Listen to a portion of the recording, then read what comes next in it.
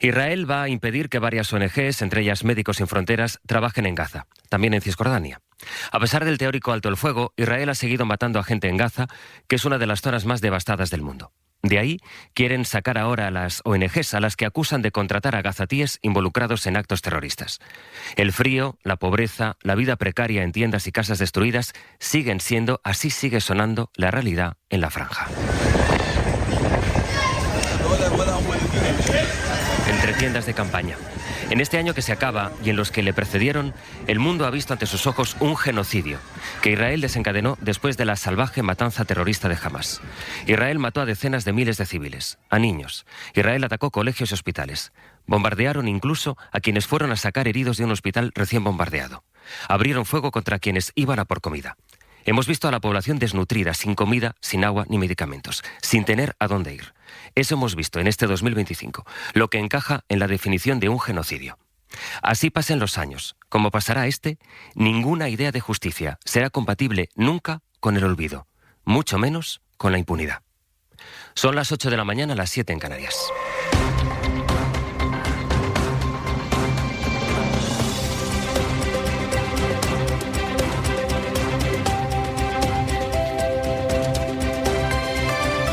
En la cadena SER, Hoy por Hoy, con José Luis Sastre. Hola, buenos días. El embargo de armas a Israel ha abierto precisamente la última discrepancia con lo que va a terminar el año el gobierno del PSOE y de Sumar, que tiene un debate además sobre el gasto militar. En cuanto empiece el año nuevo, en enero, en unas semanas, la OTAN va a examinar si España cumple con el mínimo que exige la Alianza Atlántica. Saben que Donald Trump quiere que sea el 5%, pero que el gobierno español ha dicho que su compromiso es el 2%, y la duda ahora mismo es si España va a llegar a ese mínimo, a ese 2%.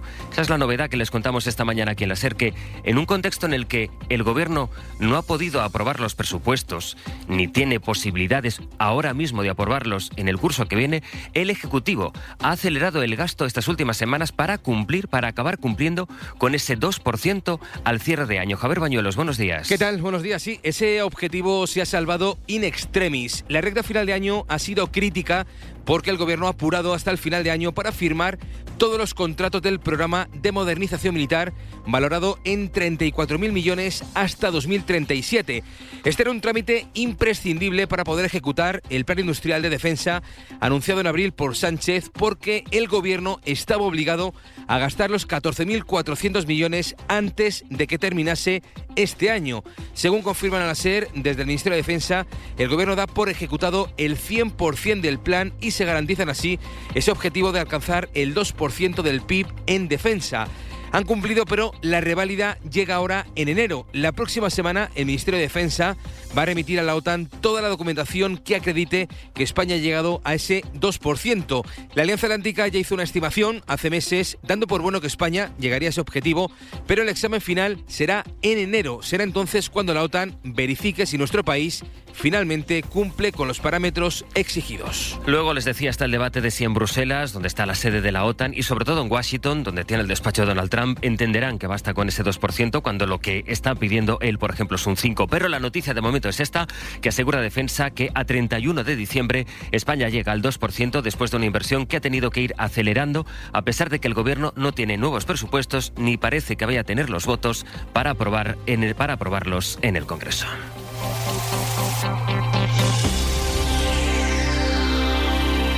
El del gasto militar ha sido uno de los últimos debates para el gobierno en este cierre de 2025, en el que el PSOE ha tratado de tomar distancia de la gestión que hizo quien fue el hombre fuerte del partido, mano derecha del presidente y secretario general de los socialistas, de Pedro Sánchez. Estamos hablando de José Luis Ábalos. De ahí la auditoría que explicaron ayer en Ferraz, en la que salían a la luz esos gastos de Ábalos que encajan, la verdad, que muy poco con el trabajo de un secretario de organización y los gastos que se le presumen. El PSOE se agarra a que esa auditoría, que no tiene nada que ver con el informe que hará la UCO de las cuentas de Ferraz, que va por otra parte de la investigación de un juez de la Audiencia Nacional sobre las cuentas de los socialistas, ese informe descarta la financiación ilegal del partido. Y a partir de ese texto, de la conclusión de esos expertos, los socialistas se presentan ahora como la víctima de la gestión que pudo hacer Ábalos al frente de la organización socialista. Esto decía la ministra Diana Morant. Le estamos garantizando a la ciudadanía que el Partido Socialista no roba, el Partido Socialista no se lucra ni se financia de manera irregular. Despejadas todas las dudas. Otra cosa es que podamos haber sido víctimas también del robo del señor Ábalos o del señor Cerdán, y eso es algo en el que el Partido Socialista pues tendrá que ver si nos sentimos perjudicados y si podemos abrir en un futuro alguna cuestión legal también contra ellos. En el PP dan poca credibilidad a esta auditoría. Alicia García es su portavoz en el Senado. Encargar un informe sobre financiación ilegal el PSOE al propio PSOE es prácticamente como encargar a Ábalos un informe sobre la abolición de la prostitución o a Paco Salazar sobre el acoso sexual. En cuanto se supo de la auditoría de los socialistas, el PP reaccionó llamando a Ábalos a declarar en el Senado el próximo día 8, es decir, la víspera de que Feijóo tenga que declarar ante la jueza de Catarroja que investiga la Dana. Julia Molina, buenos días. Buenos días. Hace un año y medio el PP citó a Ábalos con la esperanza de que tirase de la manta, pero el exministro, que ya estaba suspendido de militancia en el PSOE, no quiso arremeter contra sus excompañeros. Yo no voy a defender a nadie, pero no voy a acusar a nadie. Negó además cualquier irregularidad. Yo no tengo claro que haya habido ninguna trama. Pero en el PP confían en que esta vez las cosas sean distintas. Ábalos está ahora en prisión preventiva y los populares creen que esa situación puede llevarlo a dar un giro en su estrategia y a arremeter contra el gobierno. El exsecretario de organización del PSOE puede acogerse a su derecho a no declarar, pero los de Feijóo tienen esperanza en que responderá, porque antes de entrar en prisión concedió varias entrevistas en las que dejó algún aviso al que fue su partido. Vuelve así el PP a tirar del Senado para tratar de acorralar al PSOE con la carta de la corrupción. Los socialistas, sin embargo, aseguran que no temen lo que pueda decir Ábalos y acusan al PP de intentar tapar la comparecencia de Feijóo ante la jueza de la Dana, que será al día siguiente. Los casos de corrupción, en concreto el caso Cerdán, planearon ayer en el discurso de fin de año de la presidenta de Navarra, de la socialista María Chivite. Vamos a Pamplona. Jaime Armendáriz, buenos días. Buenos días, presidenta Chivite, que lamentaba la presunta actividad corrupta que la UCO desveló, del que en su día calificó como compañero y amigo Santos Cerdán. Eso sí, con la vista lo hace Chivite puesta en un 2026 en el que se muestra decidida a pasar página y corregir la mancha que las actividades de Cerdán han dejado sobre su gobierno autonómico, pese a que ningún cargo ni proyecto suyo se está investigando de momento. La falta de ética pública, la corrupción o el uso interesado de lo público para beneficio particular dañan al sistema, a la política y a la democracia. Y esto me duele y me preocupa. La reputación de Navarra no la van a manchar quienes se aprovechan de ella.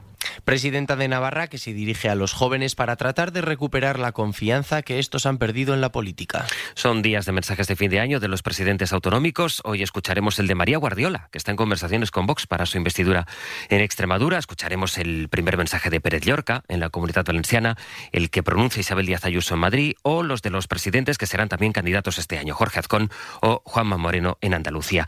A quien escuchamos ya ayer fue la presidenta de Baleares, con referencias a la migración, en vista de que la ruta balear es la que más crece, y en contra Marga Proens del PP de lo que ella llamó efecto llamada Mallorca. Mami Municio, buen día. Buen día. Un discurso institucional, el de la presidenta balear Marga Proens, que pasaba de puntillas por sus diferencias con sus socios de Vox, que le han obligado, recordemos, a prorrogar los presupuestos, asegurando que seguirá trabajando por la estabilidad.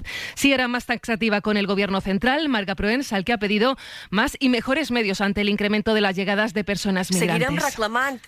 La presidenta balear reclamaba más y mejores medios para combatir las mafias, que se protejan las fronteras y acaben las políticas, decía, que provocan el efecto llamada, se coopere con los países de origen y de paso para encontrar allí las soluciones. El PP, que trata de contener el auge de Vox, endurece su discurso, por tanto, sobre la migración. El propio Feijóo ha respaldado al alcalde de Badalona, que impulsó el desahucio en Navidad de 400 personas migrantes, muchas de las cuales siguen, por cierto, Ferran Dalmau, buen día, viviendo bajo un puente. Sí, según la Generalitat ya se ha realojado 153 de los 400 residentes del antiguo instituto. Unos otros 200 se han movido por su propia cuenta y el resto, unos 50, aún están durmiendo debajo de un puente entre tiendas de campaña y chatarra. Parte de los que siguen allí no han aceptado las opciones de realojo que se les ofrecen porque trabajan en Badalona u otras ciudades cercanas y por lo tanto no se quieren marchar a otras zonas de Cataluña como les ofrece el Govern. En algunos casos les proponen ir a Lleida, a más de 160 kilómetros de donde están ahora. Las entidades sociales piden un último acelerón para que no quede nadie durmiendo en tiendas de campaña. Hoy se cumplen 2 semanas desde que se ejecutó el desalojo del antiguo Instituto B9. La jueza que lo avaló lo hizo a condición de que el Ayuntamiento de Badalona atendiera a los residentes y la semana pasada la Fiscalía movió ficha, mandó un escrito al juzgado pidiendo información sobre las medidas de protección. El juzgado todavía no ha respondido. Estaremos esta mañana en directo en Badalona Badalona para saber cuál es la imagen en una de las ciudades más pobladas de Cataluña.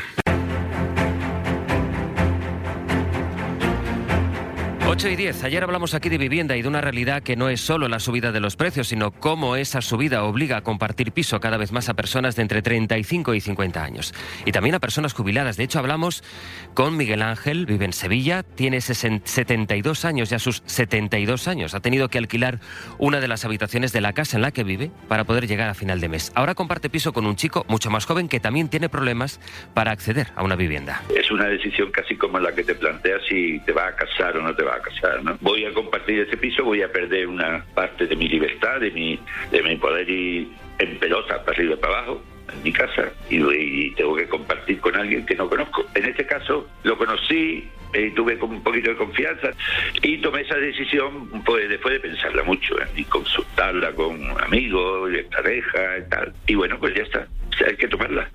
Hay que tomarla si quieres seguir manteniendo un poquito de calidad de vida y que no vivas solo para pagar tu alquiler y la luz. Una de las razones de los precios del alquiler, de la compra, de la vivienda está en el uso turístico. Viene un año de subida de tasas para el turismo, aunque los expertos discuten que esas tasas, más allá de la recaudación, sirvan para regular el flujo de visitantes y el impacto que eso tiene en las ciudades y en los precios. Edu Hernández, buenos días. El turismo se prepara para un año de subida de tasas e impuestos en muchas partes de Europa. Barcelona la subirá a un rango de entre 3,40 y 7 euros en función del tipo de alojamiento. En Reino Unido, concretamente en Edimburgo, aplicarán un impuesto del 5% sobre el precio del alojamiento por noche. Grecia también pondrá en marcha una tasa que irá desde los 3 hasta los 20 euros para los que vengan en crucero y en Francia aumentarán un 45% el precio del Museo Louvre para visitantes no europeos. La medida sigue sin convencer al sector, que cuestiona su efectividad. Pablo Díaz es investigador y experto en turismo de la Universitat Oberta de Cataluña. No han servido para controlar los flujos turísticos en absoluto. Yo diría que el sector hotelero y turístico no ha perdido competitividad. El punto clave, de hecho, no está en las tasas, sino en un tipo de alojamiento. Se llega tarde, pero hay que incidir en perseguir sobre todo la ilegalidad o alegalidad de muchos apartamentos turísticos que turistifica y encarece los centros urbanos. Europa se prepara así para seguir luchando contra el fenómeno del turismo masivo. Nueva chaqueta con protecciones nivel 2 y el casco deportivo que siempre has soñado. Equípate para tu ruta en moto en la... Pues yo, para ir bien equipado, elegiría el seguro de moto de Línea Directa, con cobertura de equipación técnica. Segurísimo. Cámbiate y te mejoramos el precio de tu seguro directamente. Llama al 917-700-700 o ven directo a lineadirecta.com. ¿Qué hace que con Lidl las navidades sean tan maravillosas? Que cada comida sea especial. Aceite de oliva virgen extra 3 litros por 12,99. Ahorras un 13%. Y café molido por 4,89. Ahorras un 30%. No aplicable en Canarias. Lidl. Vale la pena. Buenos días.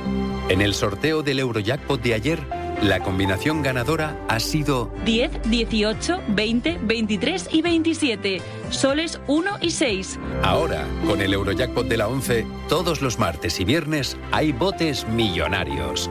Recuerda que este 1 de enero se celebra el sorteo del cupón extra de Navidad de la 11, con 90 premios de 400.000 euros. Disfruta del día. Y ya sabes, a todos los que jugáis a la 11, ahora y siempre, bien jugado. En la cadena SER, Hoy por Hoy, con José Luis Sastre. Lo decíamos al empezar este tramo, Israel va a retirar la licencia para que 37 ONGs, entre ellas Médicos Sin Fronteras, también Oxfam, dejen de trabajar en Gaza y también en Cisjordania. Son las que han permitido que entrase comida, ayuda sanitaria, ayuda humanitaria cuando más falta hacía y las seguían permitiendo ahora en una zona que sigue devastada. Desde Jerusalén, Nuria Garrido.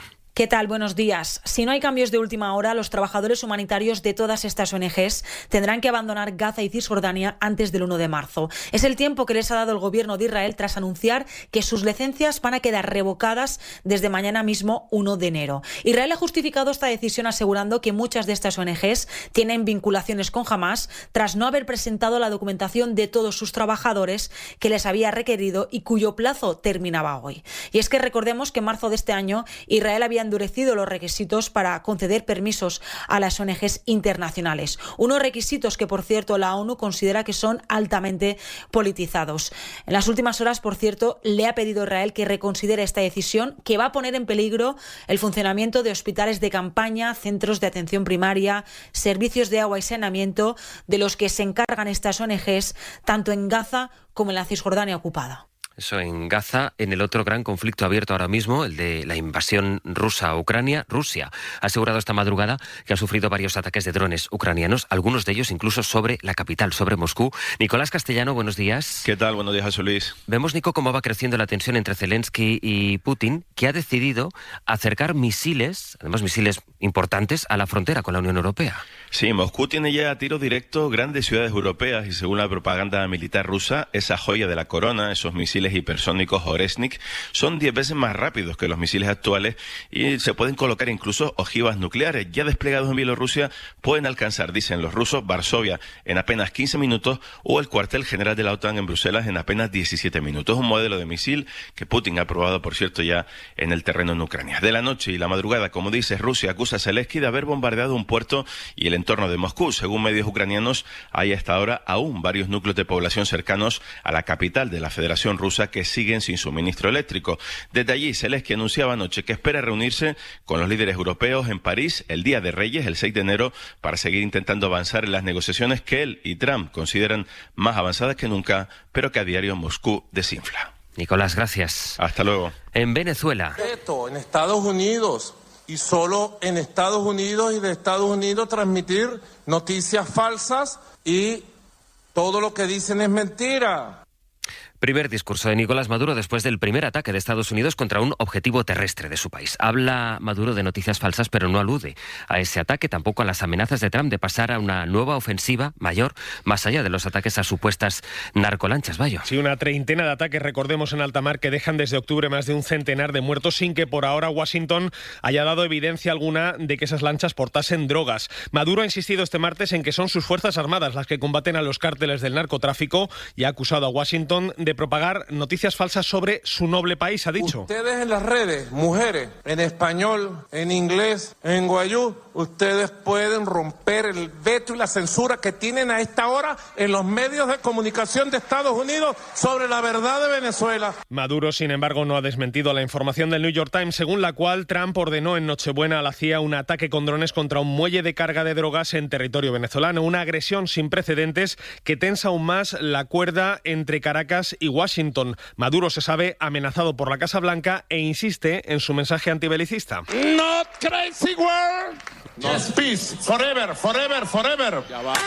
Decirle al pueblo de Estados Unidos: no a la guerra. Y así es como Maduro ha despedido el año con ese mensaje antibelicista después de que Washington lo haya puesto en el punto de mira, acusándolo de liderar el cártel de los soles que, según Trump, inunda las calles de Estados Unidos con drogas. En fin, las 8:18. Hola, soy Rubén, matemático de la Agencia Espacial Europea, y este es mi mensaje para la NASA. Me ofrezco como voluntario para ir a Marte en 2040 y hacerme cargo de los sistemas de navegación del transbordador aeroespacial. Me llevo mi lector de pantalla y punto, porque no lo he dicho, pero soy una persona ciega. No importa, ¿no? Una sociedad que incluye a las personas con discapacidad nos hace mejores a todos, aquí y en Marte. Grupo Social 11, un planeta más inclusivo es un mundo mejor. Bienvenidos al lugar donde la magia de regalar lo puede todo. Como conseguir una Nintendo Switch 2 con los juegos Mario Kart World Digital y Leyendas Pokémon Z Nintendo Switch 2 Edition por solo 509,90 euros. En tienda web y app de El Corte Inglés hasta el 5 de enero. ¡Feliz 2026! Jaume Serra es una cava familiar que sigue fiel a su tierra y a sus orígenes. Por eso con Jaume Serra, esta Navidad vamos a demostrar nuestro cariño a los amigos, a la familia. Vuelve a reunirte con los tuyos y a brindar por los mejores momentos con tu cava favorito. Cava Jaume Serra, líder en la elaboración de cava en nuestro país.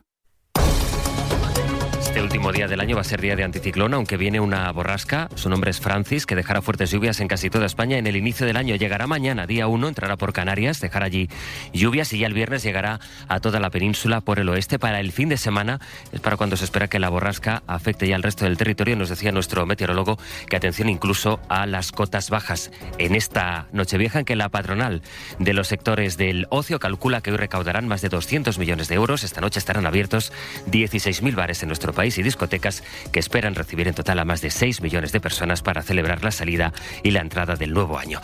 Hoy comentaremos la actualidad en el abierto con Lourdes Pérez, con Berra González Harbour y con Cristina de la Hoz. Son ahora las 8:20, las 7:20 en Canarias.